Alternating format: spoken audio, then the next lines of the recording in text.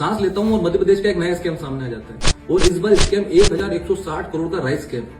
मतलब गवर्नमेंट के निर्देश के according food corporation of India खराब और जो पुराना चावल है वो सब्सिडाइज रेट में 2350 के रेट में इथनॉल प्लांट को बेच देती है, जिससे कि इथनॉल का जो रेट है वो भी कंट्रोल में रहे और जो एक्सेस में जो चावल है, जो खराब चावल है, वो भी खत्म हो जाए।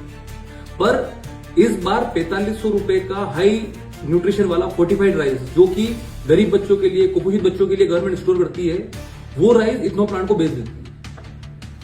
अब स्कैम ये नहीं है, स्कैम क्या है?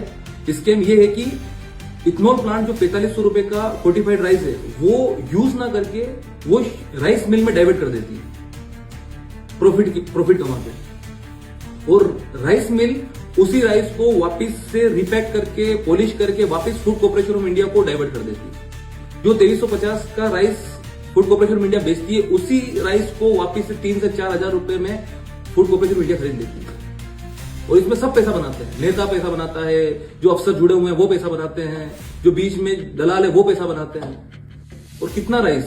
5 लाख मेट्रिक टन, लगभग 50 लाख कुंटल राइस, जिसकी वैल्यूएशन लगभग 1160 करोड़ रुपए। इतना राइस डाइवर्ट कर देते हैं, जो कि इथनॉल प्लांट में जाना था, वो राइस वापिस से फूड कॉर्पोरेशन ऑफ इंडिया को खरीदना पड़ता है। और मेरा सवाल है उन लोगों से जो अपनी प्रोफाइल में मैं हूं चौकीदार लिखते थे कि ऐसे स्कैम पर और ऐसी बातों में वो उनकी चौकीदारी कहां गई?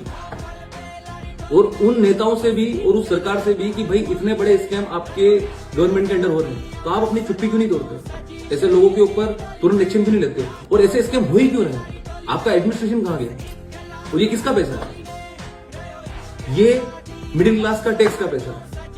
ये किसका चावल है? ये गरीब बच्चों का, जो कुपोषित बच्चे हैं, गरीब बच्चे हैं, उनका चावल है। और आपने उसको भी नहीं छोड़ा। और अभी 2-5 दिन जाएंगे और फिर एक और स्कैम सामने आ जाएगा। मतलब 1000, 2000, 5000, 10,000 करोड़ का स्कैम की तो कोई बात ही नहीं कर रहा है आजकल। उससे नीचे तो बात ही नहीं होगी। 2, 5, 10 करोड़ के स्कैम की बात नहीं होगी। 1000 करोड़ के ऊपर ही स्कैम है सारे। ऐसे चलता रहा तो मध्य प्रदेश वापिस से जहां से उसने शुरू किया था वहीं पर आके खत्म हो जाएगा। और सरकार का ध्यान एडमिनिस्ट्रेशन पे जाएगा भी कहां? उनका ध्यान तो उपचुनाव में है, उनका ध्यान तो अपने विधायक को जिताने में है। ये बंद करो, इस एडमिनिस्ट्रेशन को दुरुस्त करो ताकि इस तरह के स्कैम वापिस ना हो। धन्यवाद।